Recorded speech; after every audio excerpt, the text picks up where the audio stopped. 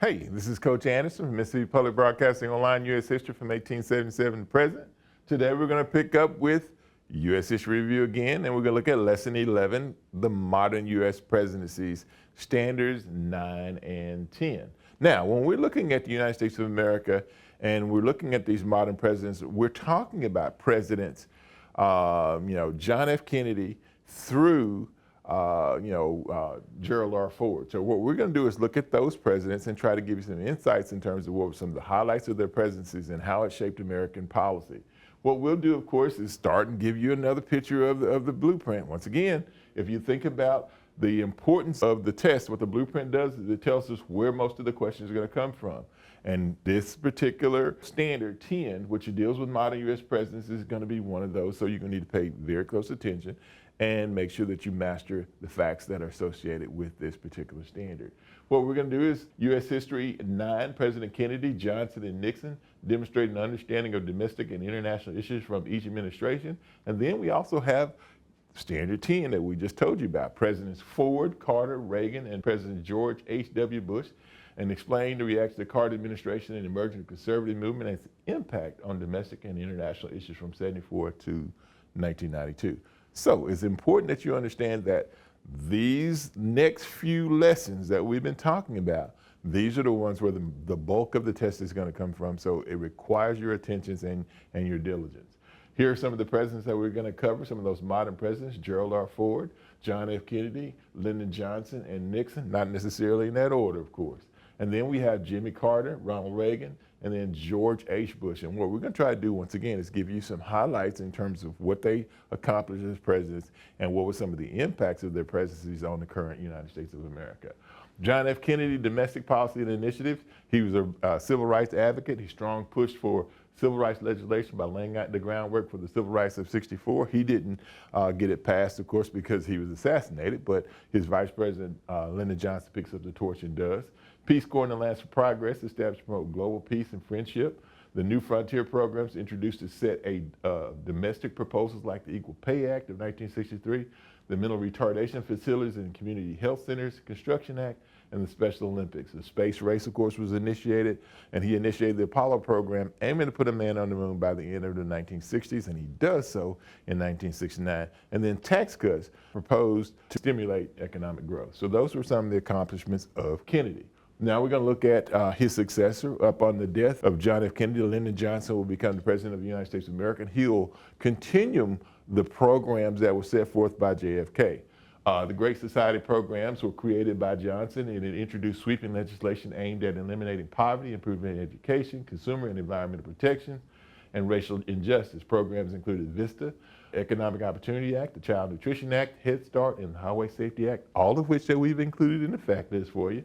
The Civil Rights Act of 1964 was a landmark legislation that prohibited discrimination based on race, color, religion, sex, or national origin. The Voting Rights Act of '65 that ensured voting rights for African Americans and eliminated discriminatory practices. Medicare and Medicaid, which is in our news today a whole lot, established health care programs for the elderly and low-income individuals. And Elementary and Secondary Education Act, which strengthened federal funding for education, particularly in low-income areas. And those would be some of the things, of course, that were created during the Johnson administration. And to the left over, you see LBJ signing the Voting Rights Act of 1965. That would end some of those Jim Crow era initiatives to reduce minorities like African Americans from voting. Here you see President Richard Nixon. He was the former vice president under Eisenhower. He lost the election, of course, to Kennedy in 1960, but through perseverance and some problems with the Democratic Party as a Republican, he wins in 1968.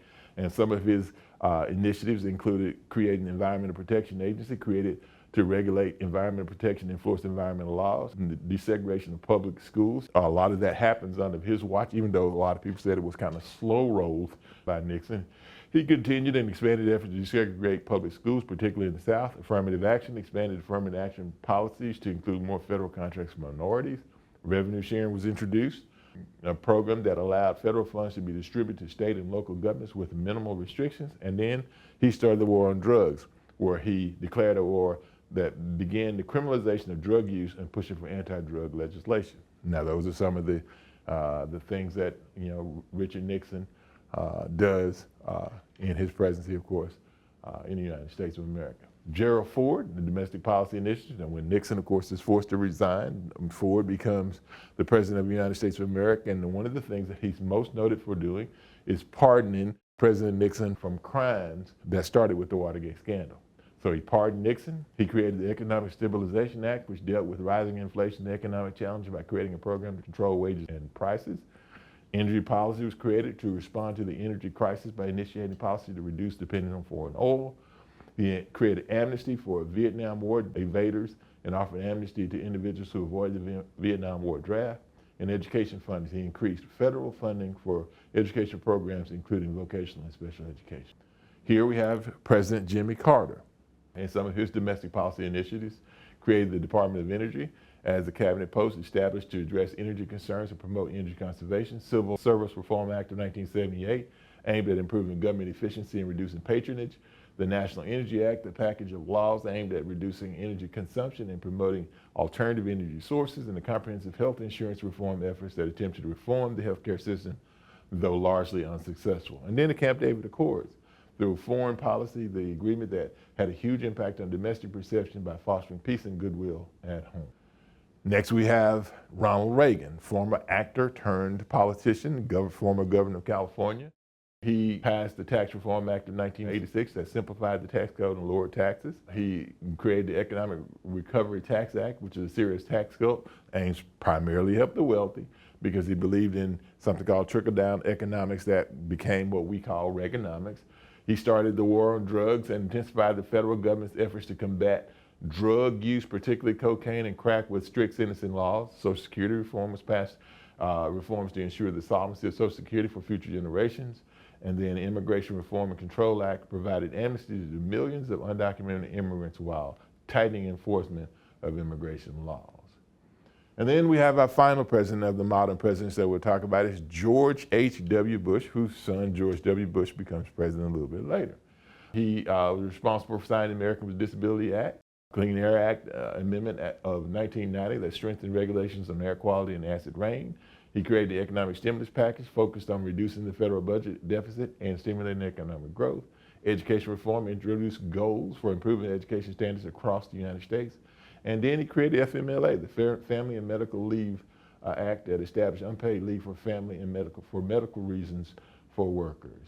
So when you look at those presidents, what we try to do is give you a few highlights on their domestic initiatives and then try to give you some insights in terms of how they changed the United States of America, like the war on drugs. Started with Nixon, of course, and then Reagan, picks up the banner and takes it, on further down the road. So when you look at some of the facts here, what we try to do, of course, as we went through the overviews, give you some of the facts there, but we also created the fact list like we do after each one of these mini lessons. And what it's designed to do, of course, is to give you some ideas of what you should know. So when it comes to these two standards, 9 and 10, you'll be able to master them. Now, once again, just as I always tell you, the best way to learn a lot of information fast is through the use of the flashcards. So if you don't take any other advice, please understand that in order to do well, you have to know the facts. You have to know the context in which some of these things, of course, happen. So the best, easiest way to learn a whole lot of information, as I said, is through these flashcards. And we gave you an example how to construct them. So this is Coach Anderson from Mississippi Public Broadcasting Online U.S. History from 1877 to present. And as I've told you, you have to master the facts because this U.S. history test is a bear if you don't know the facts. And if you want to put yourself in a position where you can have a senior year that's smooth sailing, take some of the advice that we've given you, take some of the hints and the strategies we've used and put them in use, and I guarantee that you'll be fine when it comes to the U.S. History State Assessment. With that, this is Coach Anderson from Mississippi Public Broadcasting Online U.S. History from 1877 to present, and we'll see you next time.